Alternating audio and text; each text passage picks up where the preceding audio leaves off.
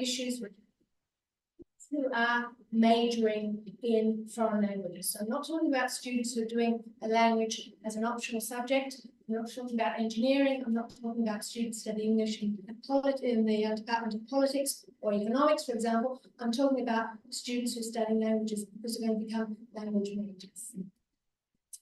And a number of my concerns are tied into, of course, my view of what we should be doing as educators and as teachers, as practitioners, our role within higher education, and also my personal ethical stance within this.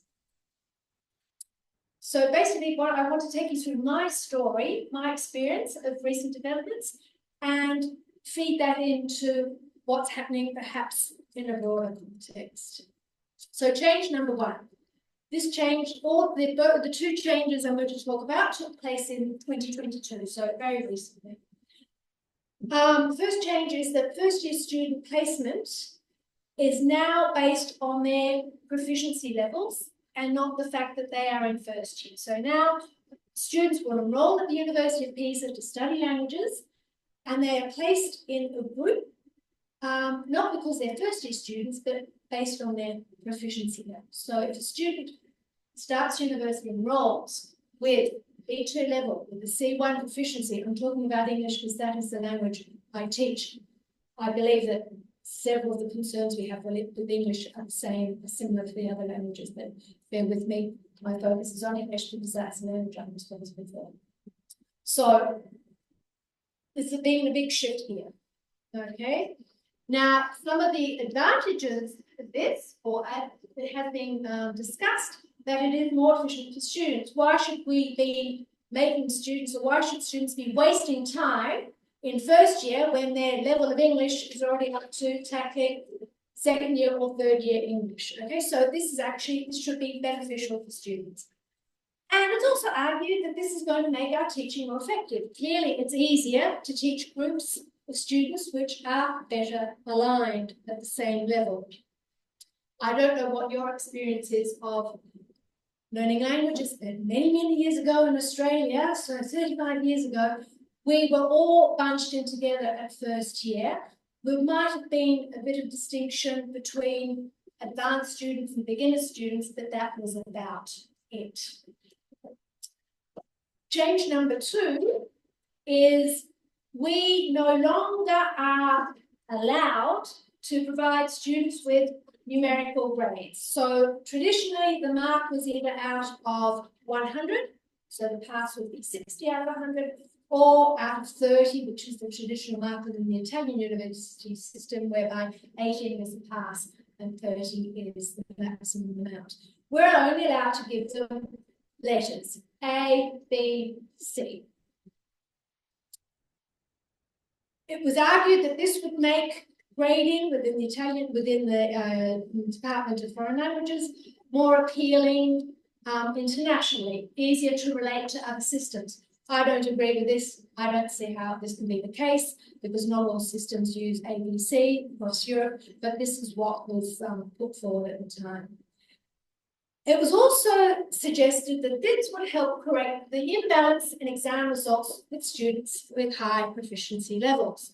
So what was happening is we were having students who were extremely proficient in the language component of the exam, so we're getting 100 out of 100, but failing to do particularly well in other parts of their first year course, translation, pragmatics, literature, whatever that might be, and therefore somehow shadow of clouding or making the final grade not reflect ability in other subjects. Is that making sense? So if I can no longer bundle together in my final grade, so if I'm getting 100% in my language component, but just making it through in the translation part of the course, I am pumping my grade up, my overall grade, because I've got very high proficiency levels. Okay, so there was a bias against the non-language or the non-communicative language component of the course. And clearly this was somehow disruptive to the system in place. Again, I'm telling you what's been happening. I'm not expressing an opinion right now. This is what's been happening. So I come into the story and I will navigate you through my feelings, my experience of the story. When these decisions were passed by the Language Council, the Language Centre Council of the University of Pisa, as a representative for language teaching on the council, together with my colleague, Admin Leonidas, I felt discomfort. Something is wrong here. I don't agree with these changes. I'm not quite sure why, but I want to think about this more. It's too late now to do anything right now about it, but I'm not happy with the situation. So today's talk is about my exploration for why this has created discomfort for me. I don't know whether this happens to you. I get a lot of questions from my students about, is language certification necessary? Okay, I teach in a number of departments. I have students who study English as a non-compulsory subject, and they want to know, should I just do a general English course or should I focus on getting certification?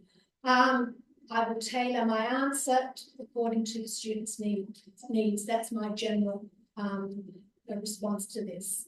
However, if you talk to recruiters, now there was a mention in the talk before me, somebody was talking about recruiters.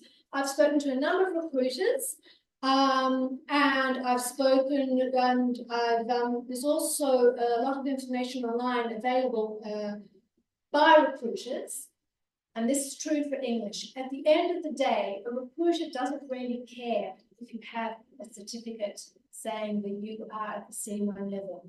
As far as English is concerned, a recruiter who's interested in your level will make you go through an interview in English. If you survive the interview, they're happy with you, you get the job. You can have as many certificates as you want in English, the recruiter doesn't really care. And I don't know whether this is your experience, but this has been what I have been able to take home from a number of conversations. We've discussed at Pisa these changes which have been introduced. None of our colleagues are happy with the changes that have been introduced.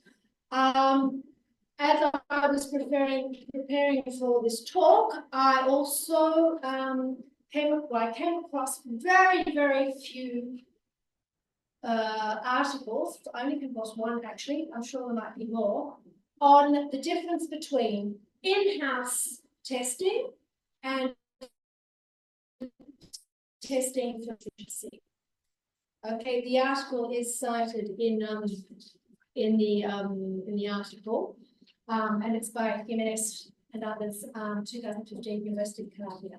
Okay, I can give that to you later if you would like.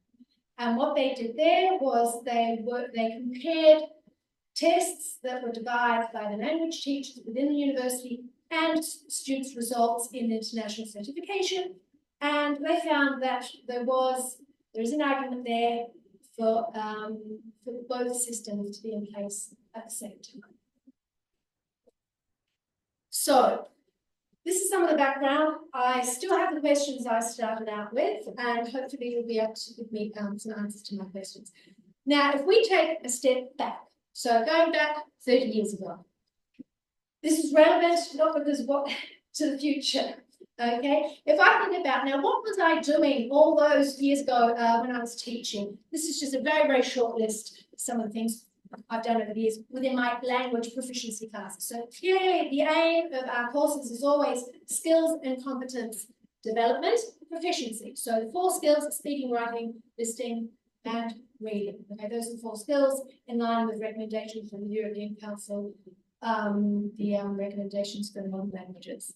Okay, but of course there's all this other stuff going on in the language classroom. Explicit grammar knowledge, intercultural awareness, talking about culture, experiencing culture as a native speaker of English, as a non-Italian, as an Australian. My persona brings my culture into the classroom, and how do people interact with that. I am also a cultural model. We have used translation over the years as a way of reinforcing and supporting skill development. What about, as Richard was saying, the L1, L2 relationship? Do we just pretend there is no L1 in the classroom and only focus on the target language? So that brings in issues, about training and language awareness, critical language awareness. So what language is appropriate in what context? And of course, all the discussion and debate around language use and language pragmatics. So 30 years ago, my language classroom had a bit of all this in it, okay? What has been happening really recently with the decision now to reward students only for the top level, only for the skills and competence, I have a number of questions. I'll start with my observations. So what is happening is a significant portion of language proficiency development is de facto being outsourced. So what is happening? We're having students come into the university system who already have speaking for English, their first certificate, B2 level certification. They might even have IELTS. They might even have C1 certification, which is taking place outside of university at school level, in private schools, and through life experiences. We're getting more students who may have done a year abroad, who may have lived in a foreign country. And this is a great positive. It's great that we're getting these higher level students. If I think about what happened 30 years ago, the language teacher in the classroom was nearly always the only source of the foreign language. And I was particularly happy when 20 years ago, 15 years ago, language proficiency testing became more common because it was giving students that extra push they really needed.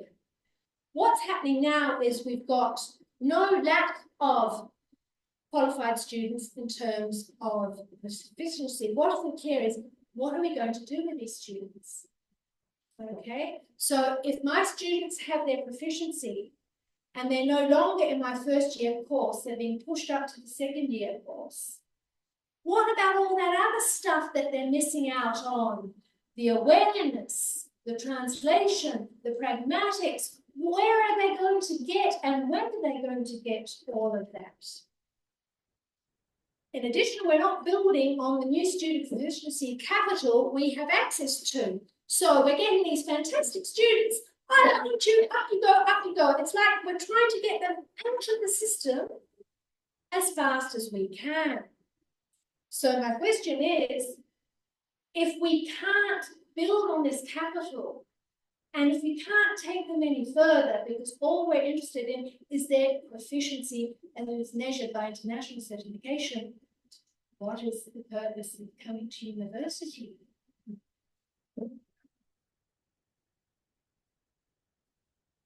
And also, what about all this freed up time? So I used to have 100 students in my first year course. I'm only getting 20. So I've got all this room in the room, which taxpayers are paying for. And we're doing nothing with it. And we've got these high-level proficient students, and we're not doing anything with them, for them.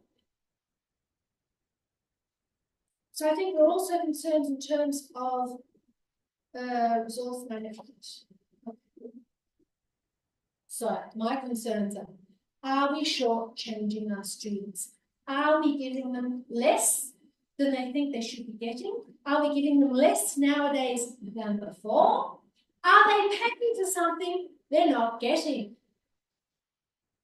Are we misleading our students? Now, these are going to be the language professionals of the future. So what we're actually saying in practice to our students is, we're only interested in your proficiency. All the other soft skills, which are at the heart of, you would presume, a language professional career, we're not going to give them to you because we're only interested in your proficiency. So again, you know, you are doing a university course, but you're no longer getting what used to be a university education.